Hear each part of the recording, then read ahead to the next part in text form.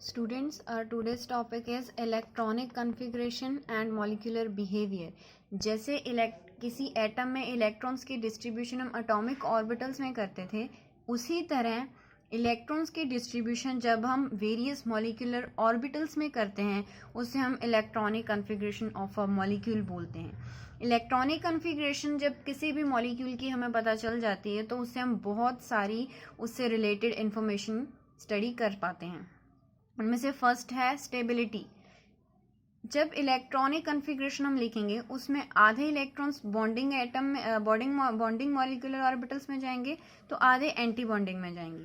NB here represents the number of electrons in bonding molecular orbital and Na is representing the number of electrons in anti-bonding molecular orbital।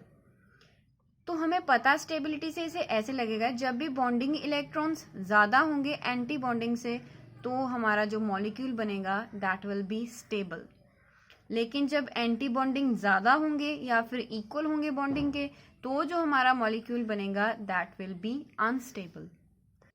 Next is bond order. Bond order is defined as the 1/2 the difference between the number of electrons present in bonding and the anti-bonding orbitals। Bonding order हम कैसे calculate करेंगे, जब भी bonding और anti bonding electrons को minus करके जब multiply करेंगे हाफ से तो जो हमारे पास वैल्यू आएगी that will be the bond order of that particular molecule. अगर बॉन्ड ऑर्डर की वैल्यू हमारे पास पॉजिटिव आएगी it means molecule will be stable. अगर ये वैल्यू नेगेटिव हो जाती है तो मॉलिक्यूल अनस्टेबल होगा। फर्दर बॉन्ड ऑर्डर से हम ये भी पता लगा सकते हैं कि हमारा जो मॉलिक्यूल बनेगा उसमें बॉन्डिंग सिंगल, डबल या ट्रिपल होगी। अगर तो बॉन्ड ऑर्डर 1 आता है तो इट मीन्स सिंगल बॉन्डिंग, 2 तो डबल बॉन्ड, 3 तो ट्रिपल बॉन्ड।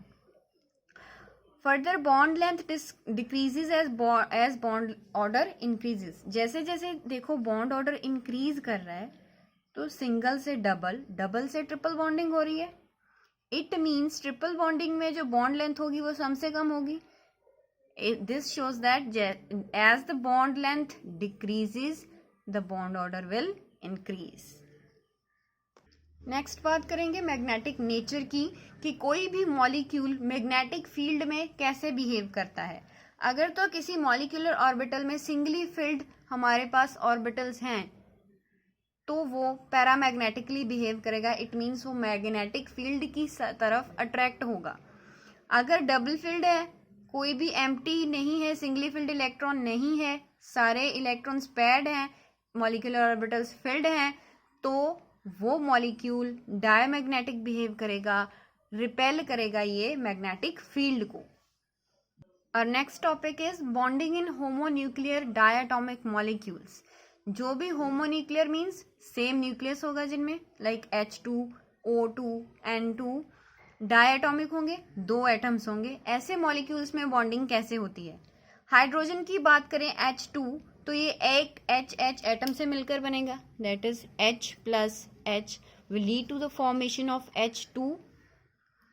तो इसकी इलेक्ट्रॉनिक कन्फिग्रेशन क्या होगी, इसके 1s में भी एक इलेक्ट्रॉन होगा, इसके 1s में भी एक इलेक्ट्रॉन होगा।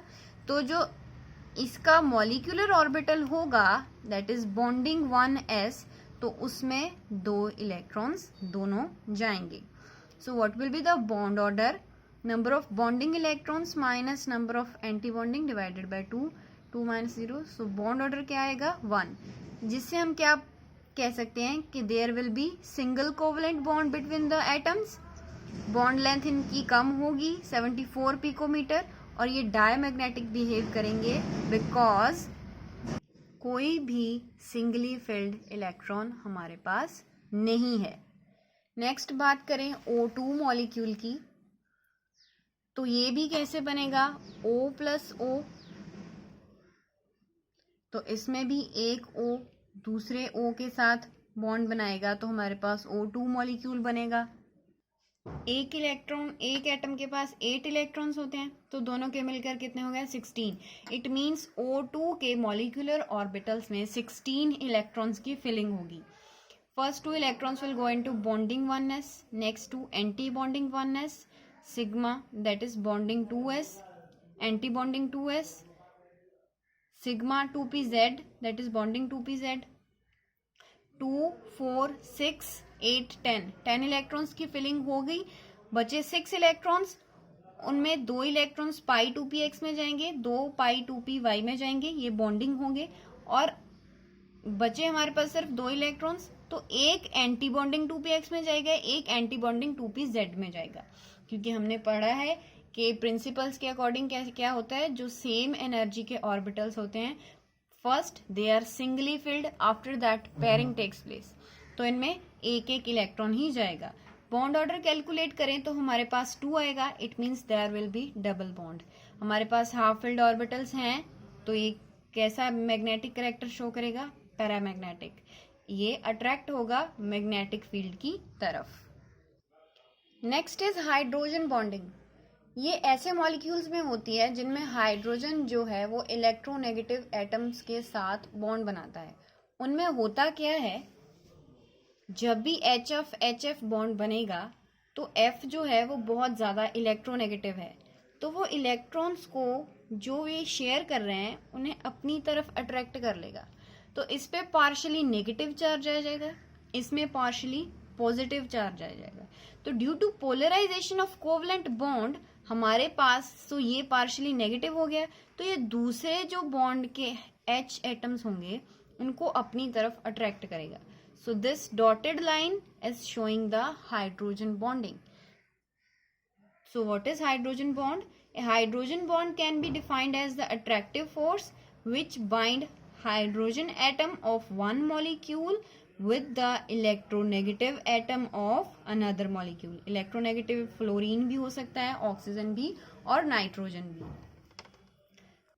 मैग्नीट्यूड की बात करें हाइड्रोजन बॉन्डिंग की, तो वो फिजिकल स्टेट किसी कंपाउंड की क्या है उस पर डिपेंड करता है. सॉलिड्स में हाइड्रोजन बॉन्डिंग मैक्सिमम होती है, लिक्विड्स में इंटरमीडिएट और गैशियस में बहुत कम, मिनिमम हाइड्रोजन बॉन्डिंग होती है. नेक्स्ट टाइप्स की बात अगर करें, there will be 2 types of hydrogen bonds, intermolecular hydrogen bonds and intramolecular hydrogen bonds. If we talk about intermolecular hydrogen bonding, it is formed between two different molecules of same or different compounds. ये दो अलग अलग molecules के बीच में होगी. Like ये एक molecule है, ये एक मॉलिक्यूल है. इन दोनों के बीच में जो हाइड्रोजन बॉन्डिंग हो रही है उसे हम इंटर मॉलिक्यूलर हाइड्रोजन बॉन्डिंग कहेंगे. इंटर वर्ड जब भी आता है इट मीन्स बिटवीन टू. जब दो चीज़ों के बीच में कोई चीज़ हो तो उसे हम इंटर बोलते हैं.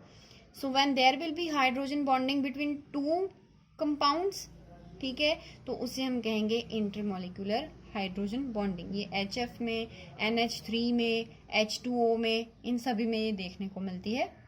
Next is intramolecular hydrogen bonding. जब एक ही किसी कंपाउंड या किसी मॉलिक्यूल, एक ही मॉलिक्यूल में हाइड्रोजन बॉन्डिंग हो तो उसे हम इंट्रामॉलिक्यूलर हाइड्रोजन बॉन्डिंग कहते हैं. फॉर एग्जाम्पल हमारे पास O नाइट्रोफिनोल मॉलिक्यूल है, इसे हम O नाइट्रोफिनोल कहते हैं. ये डबल बॉन्ड्स हैं.